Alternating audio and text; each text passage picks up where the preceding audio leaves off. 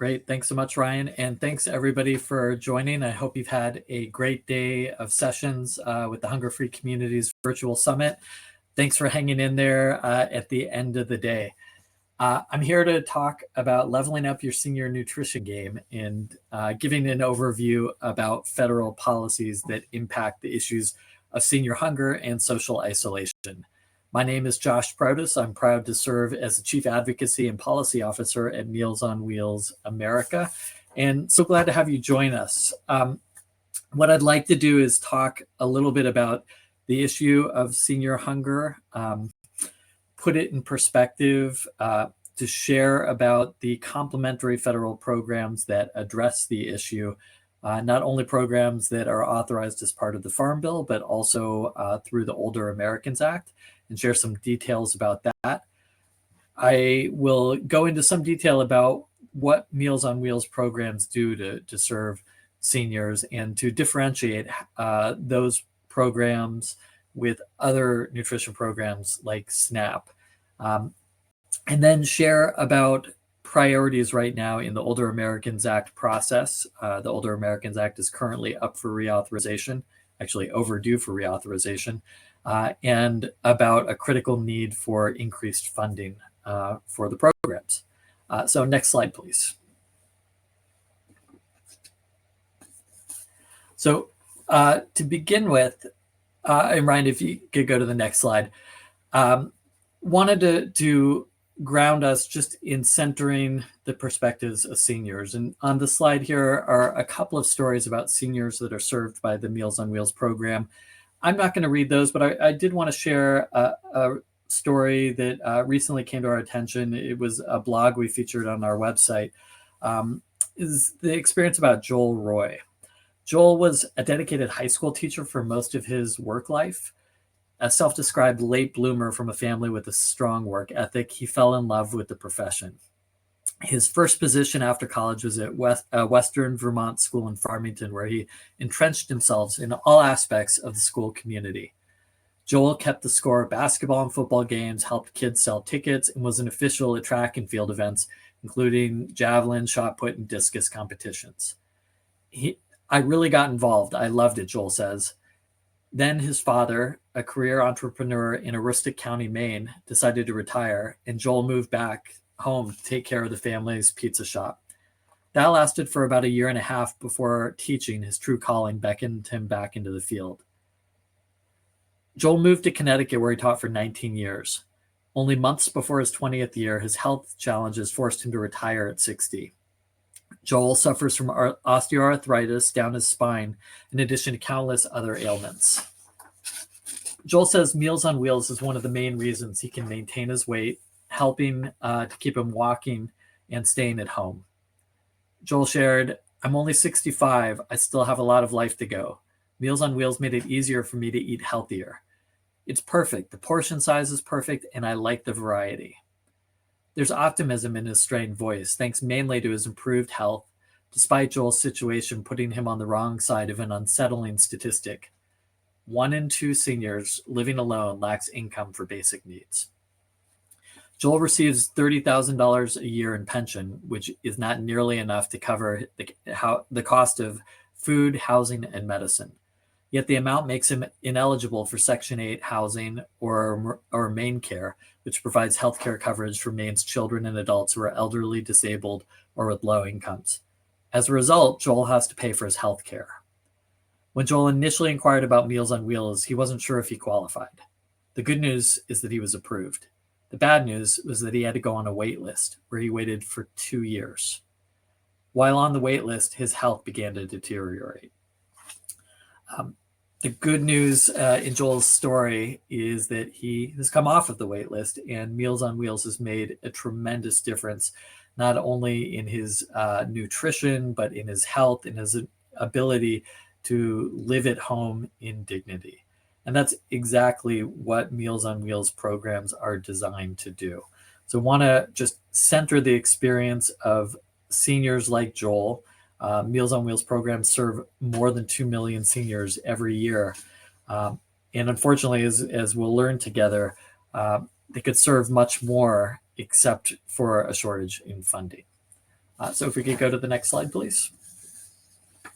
So I want to put in perspective Meals on Wheels programs and how that fits into the larger array of federal nutrition programs.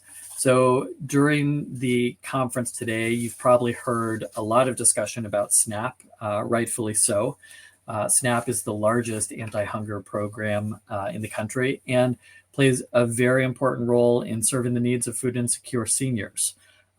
Through the EBT benefit that enables people to purchase groceries, helps low-income seniors to be able to afford those groceries and prepare meals.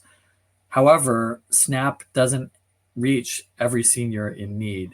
So for seniors who are homebound, who don't have the ability to go out and shop or may have a physical condition that makes it difficult for them to prepare food, Meals on Wheels programs or home delivered senior nutrition programs really complement and help to meet those needs. So if we look at the array of federal nutrition programs, a number of them are authorized as part of the Farm Bill. So SNAP, as we mentioned, there's also the Senior Farmers Market Nutrition Program, which was really the first nutrition incentive program that gave extra dollars for purchases at farmers markets. There's also the Commodity Supplemental Food Program, CSFP, which is now a senior-focused program that provides commodity boxes to low-income seniors. And then TFAP, the Emergency Food Assistance Program, which is a commodity program that helps to support our nation's food banks. In addition, there are meals-based programs that are authorized through a different legislative vehicle. So for older adults, the Senior Congregate Meal Program and Home Delivered Meal Programs are authorized as part of the Older Americans Act. And we'll spend a little bit more time going into some detail about those. Can move on to the next slide, please. So a little bit of history about the Older Americans Act. We're coming up on the 60th anniversary of the OAA, and it really has been a transformative piece of legislation in addressing how, as a country, we take care of the needs of older adults. So signed into law 60 years ago, nearly in 1965. It's the primary piece of federal legislation that supports social and nutritional services for older adults, including things like transportation, access to meals, caregiver assistance. And the Older Americans Act created the Aging Network that starts with state units on aging, as well as corresponding tribal units on aging and territorial units on aging. And then area agencies on aging, or AAAs, that exist at a smaller regional level and then provide services or contract out for services, including for programs like congregate meal programs or Meals on Wheels. And in 1972, there was an expansion of the OAA to include funding specifically for congregate meals, and then in 1976 to include home delivered meals. Meals on Wheels America, the organization that I work for, represents the network of nearly 5,000 local Meals on Wheels programs that are providing that on-the-ground support to seniors across the country. Now, while Meals on Wheels is in our name, and you would think that our programs exclusively do home delivered meals, the truth is that most of the providers that provide home delivered meals also offer congregate meals as well. And that's really out of an intention to meet seniors where they are, recognizing that the needs of older Americans can look different. And even within a community, there are different needs that need to be addressed, and that the needs of any given senior may change over time. Okay, next slide, please. So the Older Americans Act has a number of different titles, and don't need to go through these in detail, but wanted to just identify that there are many components to the Older Americans Act, and as a result, there are also many different stakeholder groups that have some say in different programs that are offered. And these programs also interrelate. They don't exist in silos. So we have titles that deal with transportation, with caregiver support. The nutrition title, the programs under Title III are the largest part of the Older Americans Act in terms of funding, but they also relate to issues around social connection and community service and grants and services that support seniors. It's also worth mentioning that Title VI includes grants and services for Native Americans, and that includes funding and grants that are specific for nutrition services for Native Americans through tribal nations, as well as for Alaska Natives and Native Hawaiians. Okay, I can go to the next slide, please.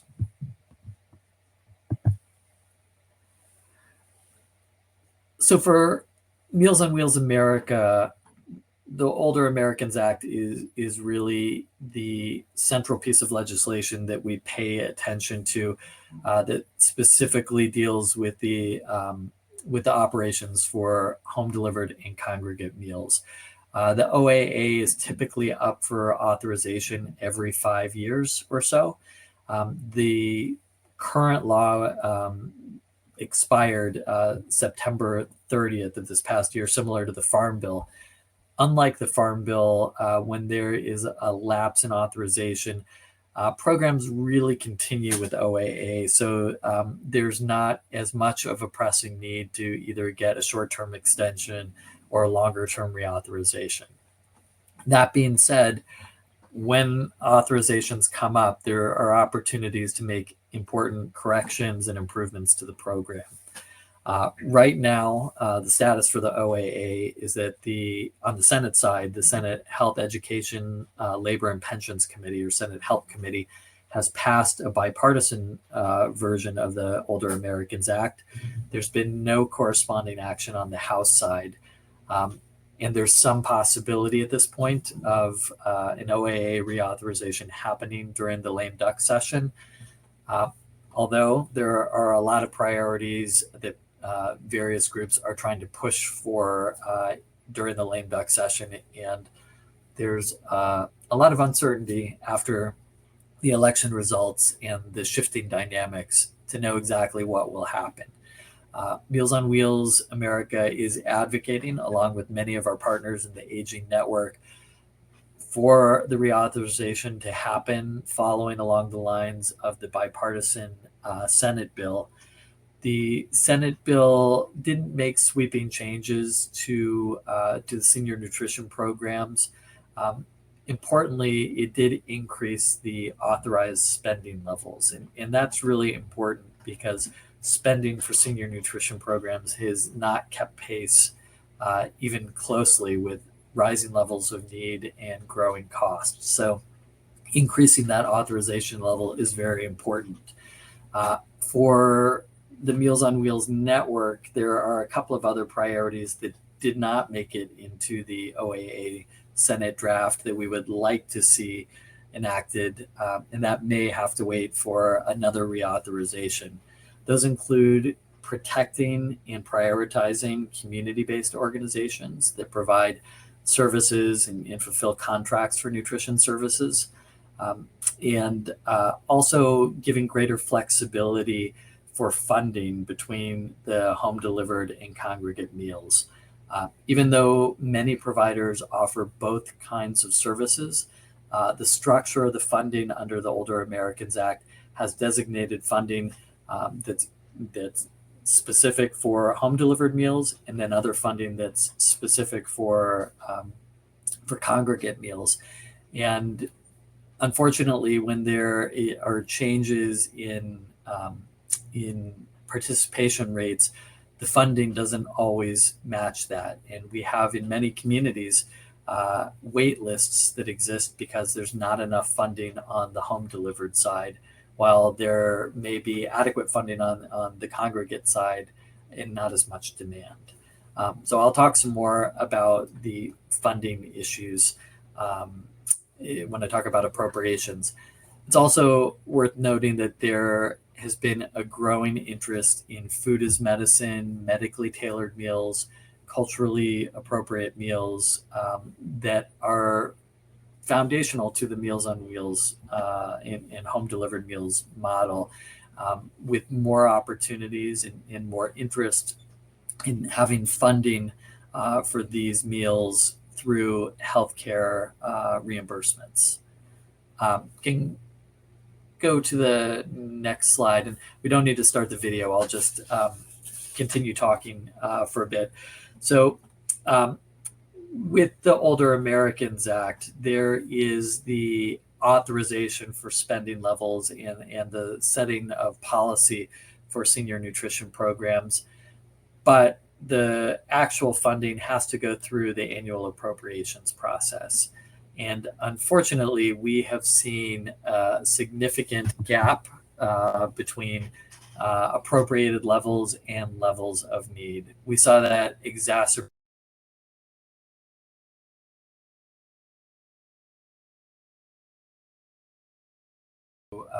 to congregate settings. They weren't going to senior centers that were largely shut down. There was a significant increase in demand for home delivered meals.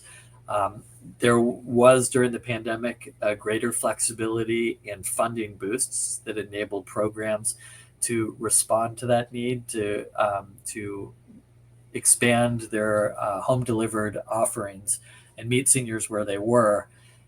Some of that pandemic funding, actually most of that pandemic era funding, the boosts have expired, and the demand for senior nutrition programs has not subsided. In fact, it's continuing to increase.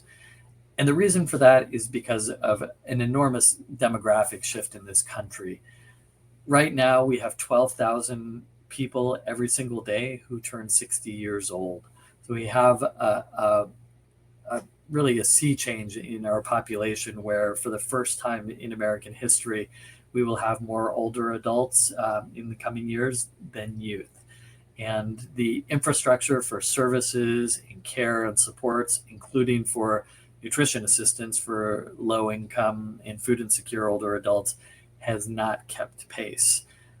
The funding levels through the annual congressional appropriations process have largely been flat. Actually, last year in fiscal year 24, we saw the first cut to funding for senior nutrition programs, both home delivered and congregate, in more than a decade. And that's at a time when there are dramatically rising rates of demand at the local community level and higher costs for programs. Those higher costs take the form of higher costs for food, higher costs for fuel, for delivery, and just for general program operations. And at a time when volunteer support for local programs has declined dramatically. Just a note about the decline in volunteers. Many people who volunteer with local Meals on Wheels programs, and some of you on the call may be volunteers. Thank you for that service. Many volunteers are on fixed incomes themselves and may be retirees, and help out by delivering meals to others in their community. But it's expensive to do that. And the volunteer mileage reimbursement rate has not increased in this country since the 1980s. It's stuck at 14 cents a mile, whereas the corporate rate is 65 cents a mile. And that difference can make a huge deal for fixed income individuals who would like to volunteer, but just aren't able to afford to do so when they're paying out of pocket for gas or not getting adequately reimbursed. So that's an issue that we're working on actively in the tax space, in addition to work around the Older Americans Act and appropriations. So right now, there really is a crisis around unmet need in this country. Nearly a third of Meals on Wheels programs across the country report to us that they have a waiting list. So they have seniors in their community who desperately need not only the nutrition assistance that they get from a home delivered meal, but also the social connection and safety checks that are fundamental to that model. Um, the average wait time is 110 days and sometimes up to 2 years for a vulnerable, low income, older adult to have to wait to be able to get the food and social connection support that they need. That's simply unacceptable. There is no reason in this country that seniors who are struggling have to wait for the help that they need and deserve. And it's incredibly short-sighted if we look at the costs of ignoring this issue. So for the cost of feeding an older adult for an entire year through a Meals on Wheels program, that's the same expense as 1 day in the hospital or 10 days in a nursing home. And we know from multiple studies that in home delivered meal programs help to keep seniors out of the hospital. They help to prevent unnecessary emergency room visits, and they help to delay institutionalizations that are incredibly costly for our federal government and for families and communities as well. So it's really a smart investment to be able to support seniors, to meet them where they are, to help them to stay at home where they would prefer to be and live in dignity, getting the nutrition support, the connection to their community, and the access to wraparound services when they need it through Meals on Wheels programs. Meals on Wheels recently launched a campaign to end the wait. And if we can play the video, just give you a sense about the issue that I've just shared with you.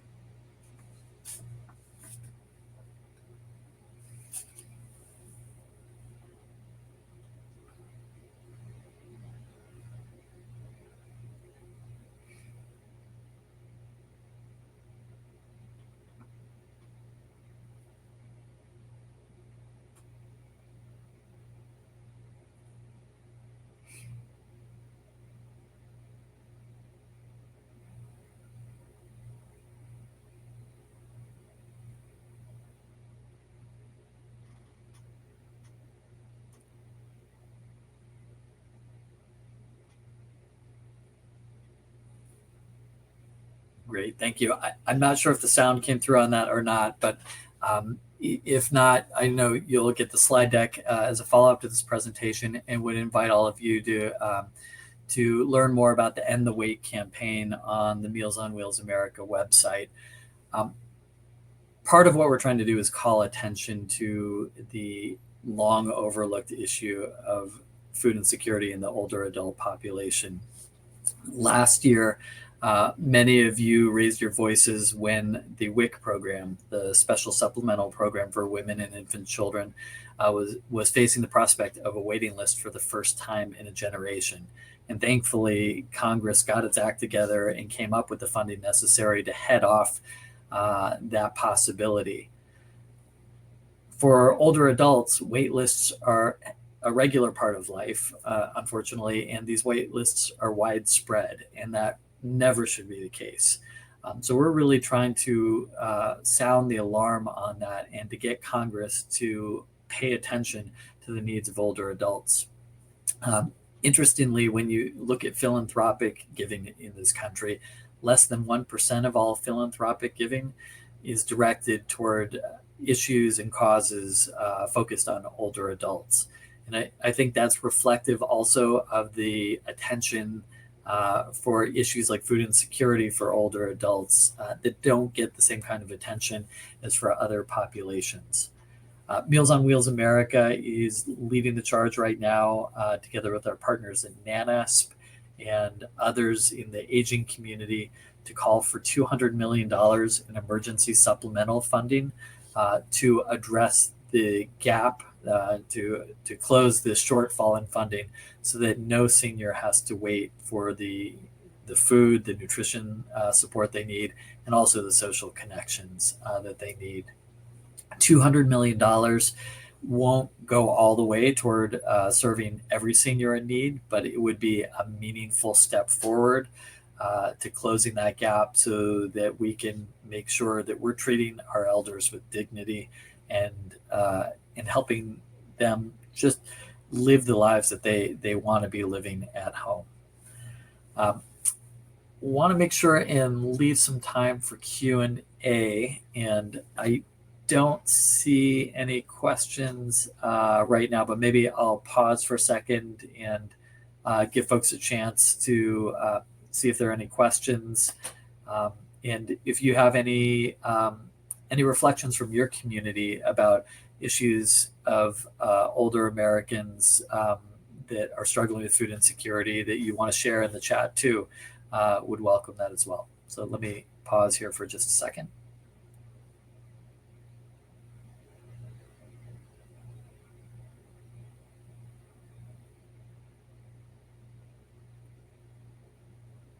I know this is tough at the end of the day. Energy is lagging a little bit in this.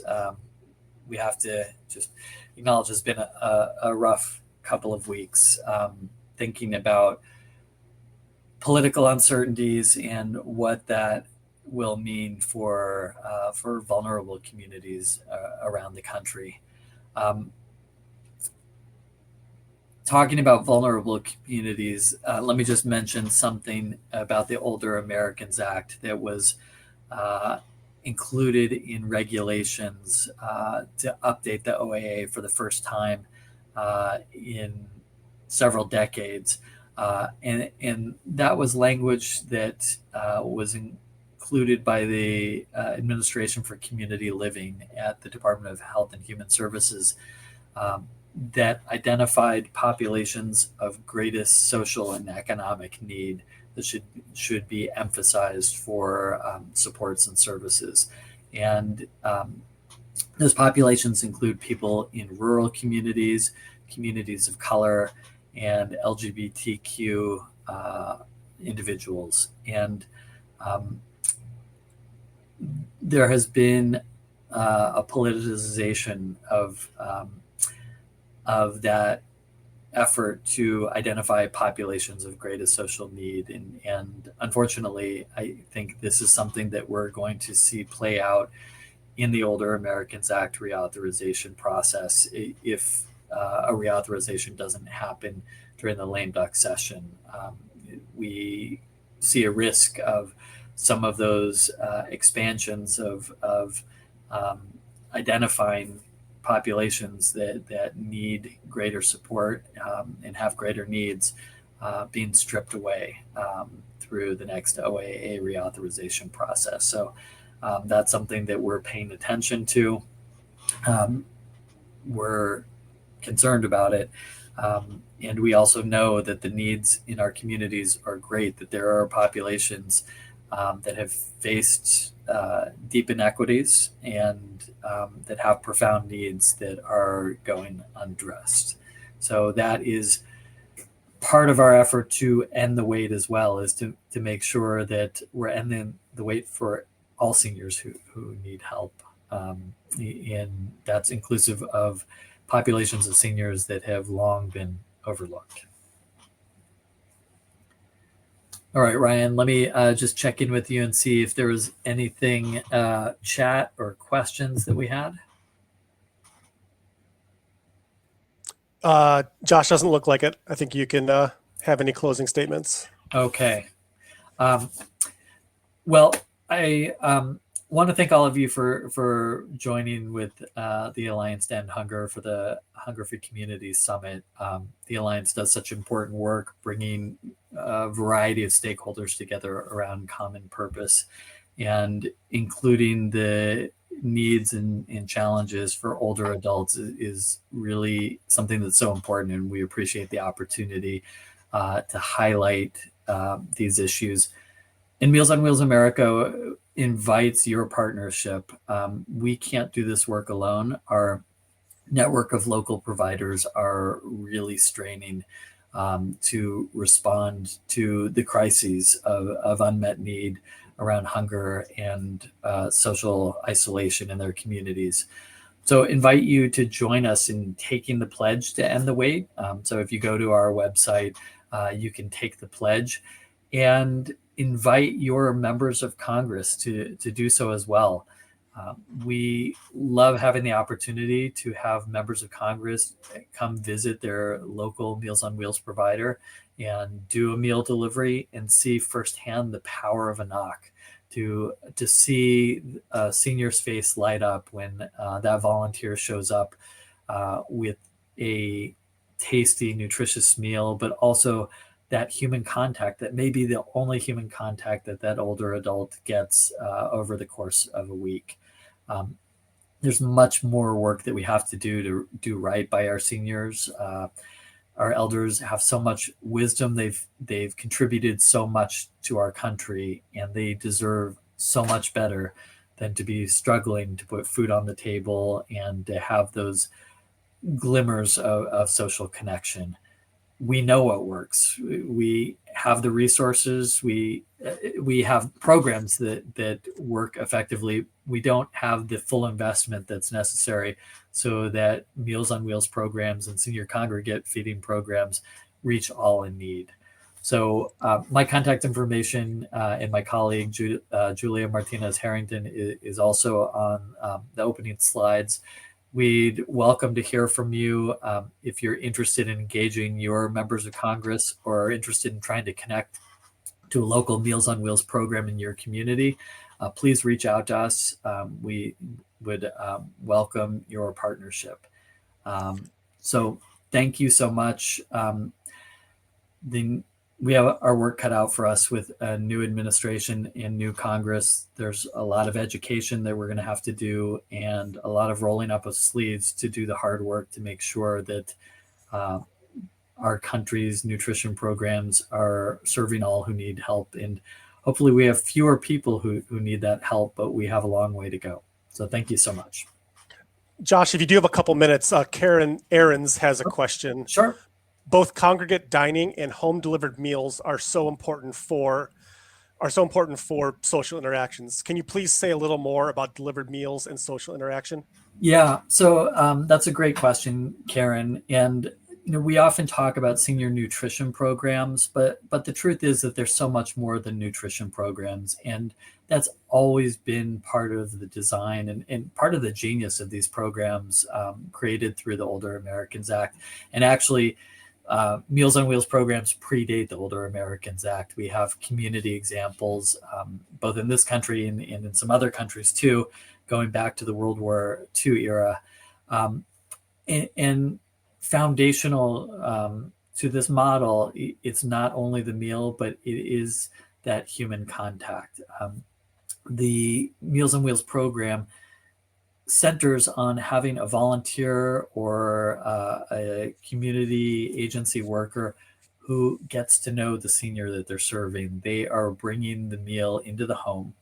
They are having that point of contact to talk, to see the surroundings in the individual's home, to identify if they may be at risk of a fall, if there may be some change in their circumstance that would require some additional assistance, if they may be in need of a referral for an additional service through their area agency on aging.